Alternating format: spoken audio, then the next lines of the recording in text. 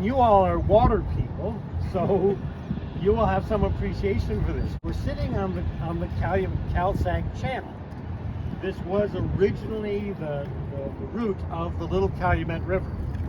And this is an integral part of what's called the Illinois Waterway, which connects the Great Lakes with the Mississippi River Valley. That modern expression is exactly why everything is here, because hundreds of years ago, indigenous people understood that where we are is the transition between the Great Lakes and the Mississippi River Valley. Kinds of people came up and down the south branch of the Chicago River, across Mud Lake to the Des Plaines, and that was the great connection. That's the great portage. That's where the giant big sculpture is. You know, that's part of the story. There's very good evidence that when people for centuries talked about the Chicago portage, they meant both the Chicago River and the Calumet River. Native peoples certainly understood that very, very deeply, because this entire area of transition between Lake Michigan and the Mississippi River Valley has been settled for centuries. Part of the dilemma we have in our country is that very often we start our history with white settlement. And I mean, I know, you know, in all of my work, I've always, for years and years, talked about, well, the beginning of history here was in the 1830s. Because that's when the white people arrived. And that just isn't the case. We now know that in this immediate area, because of this zone of transition, and because of these vast wetlands, which had, you know, great food sources, there have been indigenous people here since the time of the glaciers. People traveling through here 12,000 years ago.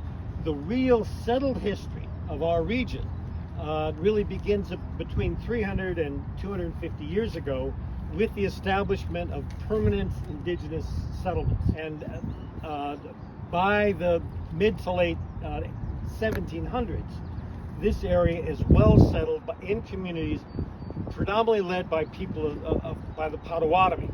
And there was established all-season, there were communities.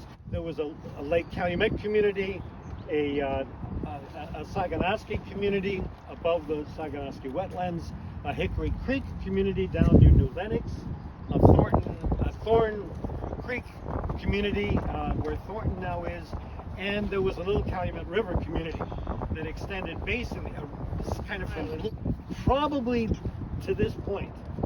So, you know, there's about a 2 to 3 mile area along the north side of the river, which was, you know, well said. These were established, well-seasoned, all-season communities. I don't know about your timing or distance that we're going to cover today, but it begins here. It goes down to Robbins, about 7 miles down, which is one of the first black organized towns in the state of Illinois.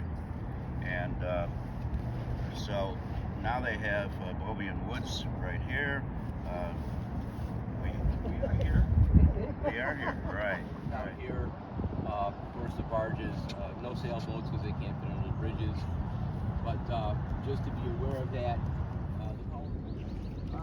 Well, there were probably both. And waste management. Hello and welcome to another episode of the Calumet Wilderness with Sam Love. I am Sam Love. I am spinning around. You're going to see the group I am with as I continue to spin around here. Oh, there we go. As an option for black families that were interested in water sports, because there was systematic discrimination against All right, so behind me is Chicago's finest marina. We're at the very bottom of the city. And of course, if you've been watching this show for a while, or if you know the history of the area, this was once the Yan-and-Anchi-Tan farm site, which was a major place on the Underground Railroad. So my paddle's getting hung up here on the pier. So this was established by a guy named Greenwell, and Ron Gaines and his family were part of that. And the thing really fell apart in about 6-8 years ago. Ron and his family bought it, and they are gradually, with their own resources, rebuilding it.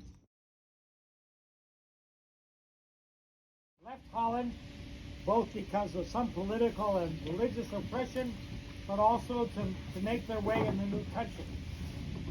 They settled in what we know as Roseland, which is just to the northwest of us, and in South Holland, which is directly south of us. Also, a number of them settled along the Detroit to Chicago Road.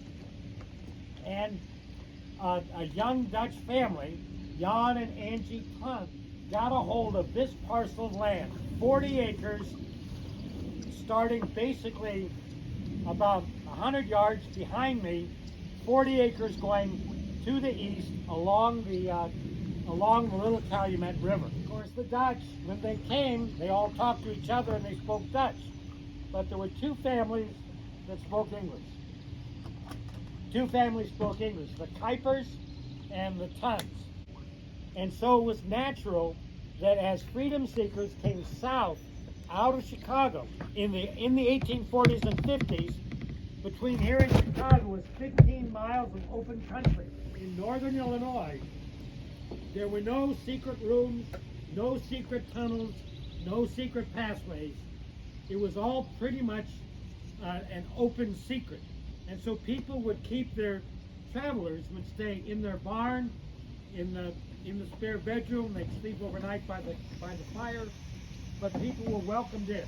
Jan Tung would then hook up his wagon, and he would carry freedom seekers from here over to the bridge, across the bridge, and follow the Detroit to Chicago Road into Hammond, and deliver those freedom seekers to abolitionist families living in Hammond.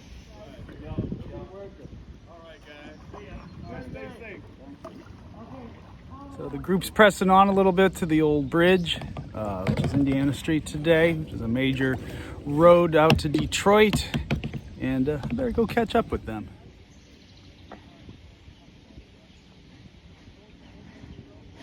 Bridge. And this is exactly the location of the historic Chicago to Detroit Road. If you go from this point, basically 15 miles due north, you're at the center of old Chicago. People who have struggled to make their way to Chicago in safety, and then the people in Chicago say, well, you got to go south for freedom. And they got a little nervous, some of the folks. But of course you had to come south to get around the bottom of the lake. But I really love to be standing on that bridge with folks to understand that is the precise point. And we're standing just feet from the road where literally hundreds of people who were seeking their freedom came this way. Yeah, so I'm in the middle of the Little Cal up here. You can hear the Indiana Street Bridge, very noisy behind me. This is the channelized portion, so it's quite wide. It's about 500 feet from bank to bank. And this is my first time out here. And I'm out here with the Northwest Indiana Paddlers Association, and we have the Little Calumet Underground Railroad Project Working Group who've been giving us a tour. So good to have you with us. Got the big bend in the river up ahead. You can see the steel plant. Yeah, not a part of the water I would usually do on my own, so glad there was a group to go out with today. Although it's not been bad. There's only been one barge, and the power boats have actually been very accommodating, either just like halting till we pass or slowing down, so that's appreciated. I don't really want to get in these waters. However, the legal question was settled completely by 1836. Yeah.